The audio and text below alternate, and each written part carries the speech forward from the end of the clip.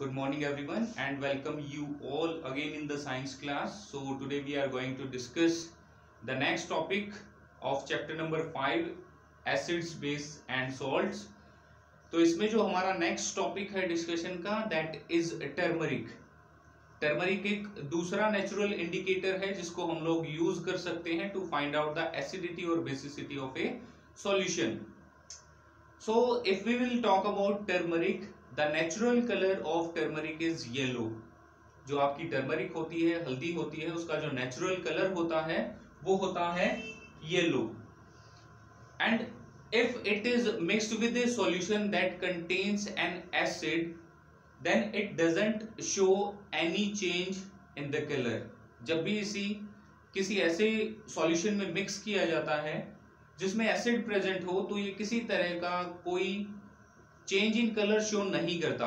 But whenever it is mixed with a solution that contains a base, then it shows change in color, and in which color it is changed in dark red. तो जब भी इसे किसी ऐसे solution में mix किया जाता है जिसमें एक बेस प्रेजेंट हो तो ये चेंज इन कलर को शो करता है और किस कलर में चेंज हो जाता है, डार्क रेड में. But in case of neutral solutions, suppose the solution is neither acidic nor basic, in that case also it doesn't show any change in color. So we can use it to find out the basicity of a solution very easily, as it can change the color of that solution in dark red. So the next thing what we are going to discuss, how we can use turmeric to check whether a solution is acidic or basic. We are going to discuss it with the help of an activity, and that is activity 5.2. So okay, now we are going to discuss how we can use turmeric to check whether a solution is basic or not. So firstly you have to prepare the turmeric paper. सबसे पहले आपको turmeric paper जो है वो obtain करना होगा. उसका जो प्रोसेस है वो यहाँ लिखा हुआ है. So we are going to discuss it. Firstly you have to take a spoonful of turmeric powder. सबसे पहले आपको 1 चम्मच टर्मरिक पाउडर जो है वो लेना है. Then add a little water and make a paste. इसमें आपको थोड़ा सा पानी जो है वो मिलाना है और इसका एक पेस्ट जो है वो प्रिपेयर कर लेना है. After that now deposit the turmeric paste on the blotting paper. Turmeric का जो पेस्ट है उसको ब्लोटिंग या जो फिल्टर पेपर होता है उसके ऊपर आपको पेस्ट करना है, डिपॉजिट करना है. ब्लोटिंग पेपर क्या होता है? ब्लोटिंग पेपर वो पेपर होता है जो इजीली आपकी सॉल्यूशन जो है उनको एब्जॉर्ब कर लेता है. The next one is now cut the thin strips of that paper so that you can use those strips to check out the basicity और एसिडिटी ऑफ ए सॉल्यूशन. तो इसको कैसे यूज करना है? Suppose you have a solution in a container. Suppose that you have the soap solution, as we have discussed earlier that soap also contains sodium or potassium hydroxide which is a kind of base.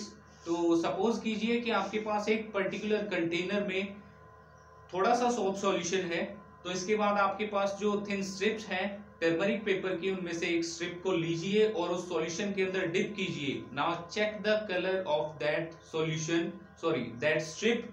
उस strip के colour को आपको check करना है. You will see that the colour of the turmeric strip will become red now.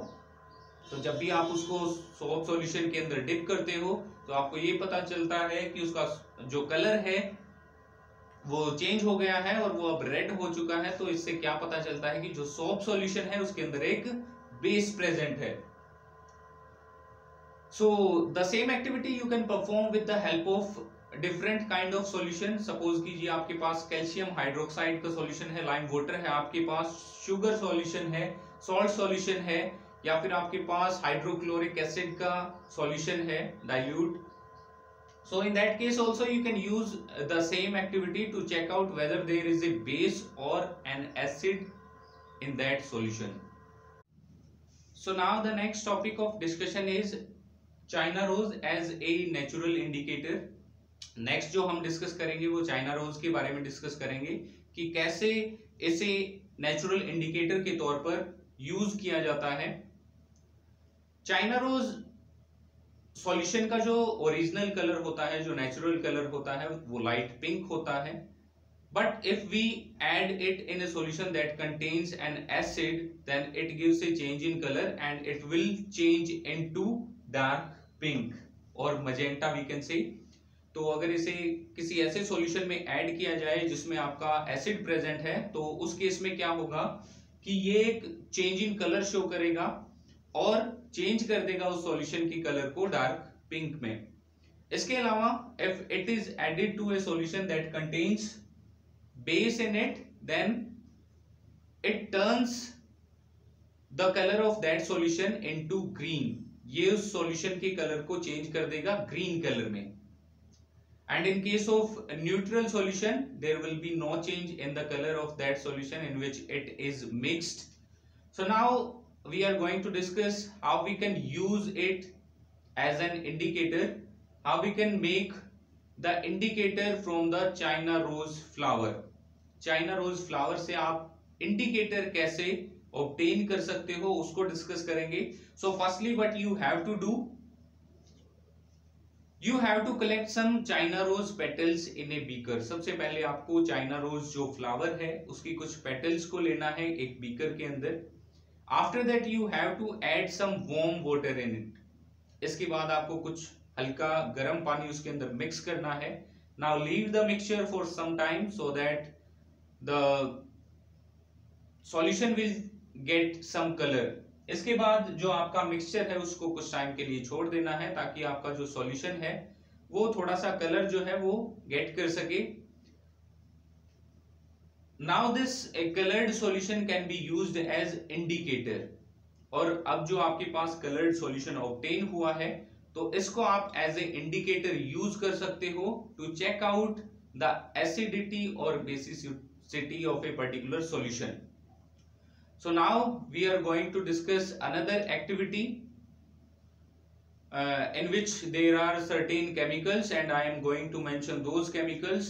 There may be some artificial acids, as I have told you that we will discuss about the artificial acids later in the lesson, so we will discuss about them also.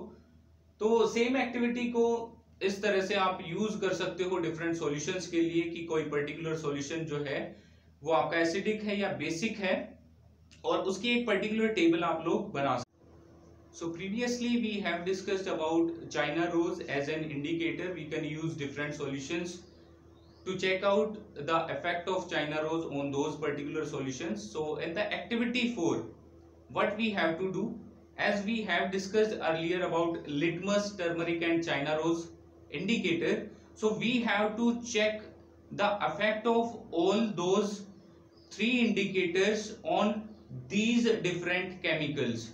In these different chemicals there are different acids, artificial acids as well as different bases are there.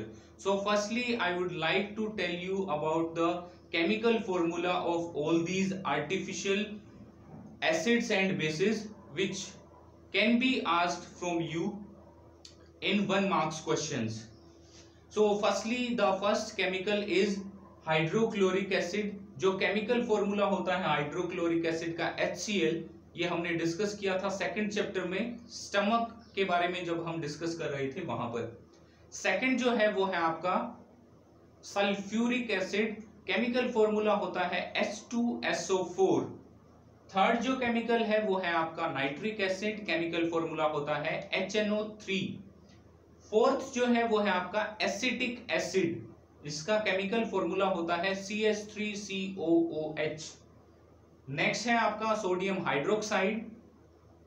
ये एक base है, formula होता है NaOH. Next one is ammonium hydroxide. Chemical formula होता है NH4OH. And the last one is calcium hydroxide. इसका chemical formula होता है CaOH twice. So if we will discuss about these 4 chemicals, all these are acids.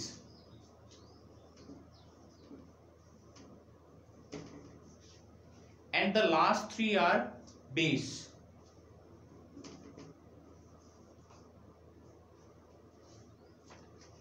We have discussed about the definition of both these. So what is written there कि acid वो होते हैं जो आपको एक hydrogen ion produce करके देते हैं, यानी कि जिनमें हाइड्रोजन प्रेजेंट होती है, अगर उन्हें पानी में मिक्स किया जाए या उनको डिसोसिएट किया जाए तो वो आपको H+ हाइड्रोजन आयन देते हैं। इसमें भी H है, यहां भी आपकी हाइड्रोजन प्रेजेंट है, यहां भी प्रेजेंट है और यहां भी आपकी हाइड्रोजन प्रेजेंट है। तो अगर ये डिसोसिएट होते हैं तो ये आपको H+ जो आयन है, हाइड्रोजन आयन जिसको बोलते हैं, ये आपको देते हैं और and that's why they are known as acids. इसके बाद अगर हम बेसिस की बात करें तो बेसिस में देखिए OH प्रेजेंट है यहां पर। तो बेसिस जब भी आपके डिसोसिएट होते हैं तो वो आपको OH- जो आयन है, या आप जिसको हाइड्रोक्सिल आयन बोलते हो, वो आपको देते हैं। तो जो भी आपके ऐसे कंपाउंड्स हैं जो आपको हाइड्रोक्सिल आयन प्रोड्यूस करते हैं, प्रोवाइड करते हैं, वो आपके कहलाते हैं बेसिस। अब बेसिस में एक और डेफिनेशन आती है एल्कलीज की।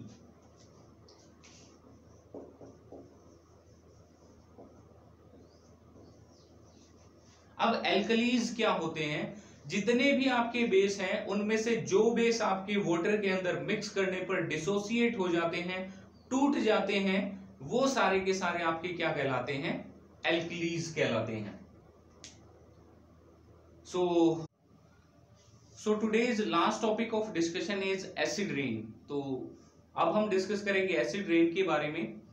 The rain containing different acids like sulphuric acid, nitric acid, hydrochloric acid is known as the acid rain. जो रेन आपकी कंटेन करती है डिफरेंट टाइप्स के एसिड्स को, वो आपकी कहलाती है एसिड रेन। अब रेन में एसिड कैसे आते हैं? As we know that there are different kinds of industries in our country and they release different kinds of poisonous substances in the air. हमारे देश में अलग अलग तरह की इंडस्ट्रीज जो हैं वो प्रेजेंट हैं और वो अलग अलग तरह के पॉइजनस एसिड्स जो हैं वो रिलीज करती हैं और वो जाके एयर में मिक्स हो जाते हैं। तो जब भी आपकी एयर जो है वो इस तरह के सब्सटेंसेस से एनरिच रहती है और रेन आती है, उस टाइम पे क्या होता है कि all these substances get combined with the rain drops. जो भी ये आपके सब्सटेंसेस हैं, जो भी आपके एसिड्स होते हैं, वो रेन के साथ मिक्स हो जाते हैं और in the form of acid rain वो आपकी अर्थ पर पहुंचते हैं। तो एसिड रेन जो है उसके क्या क्या इफेक्ट्स हो सकते हैं? एसिड रेन यूजुअली आपकी हार्मफुल होती है।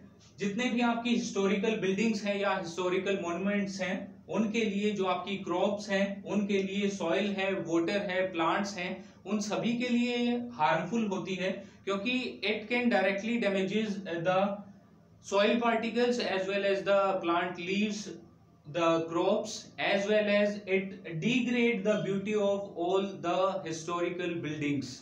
जितने भी आपकी historical buildings हैं उनका जो मार्बल होता है उसको, उसकी जो शाइन होती है उसको ये डिग्रेड कर देती है।